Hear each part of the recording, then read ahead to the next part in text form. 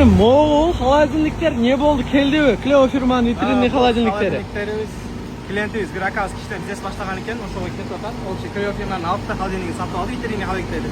Алтауны сатып aldı mı? Bu kelgen жоқ mu? 6 штук. Kelgen жоқ. 6 штук алып, өзү доставка кылып берип жатат. Рассрочкаga aldı. Наличкой болду. Наличкаga 6 штук Cleo firmanın vitrinli холодильнигini aldı mı? Ооба.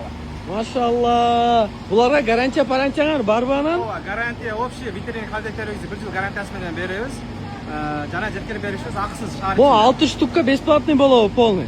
Бесплатно шаар жеткирип бериш бесплатно. Maşallah. Soğumken Cleo firmanın vitrinli холодильниги 6 штук наличкага сатылып тур мынакей.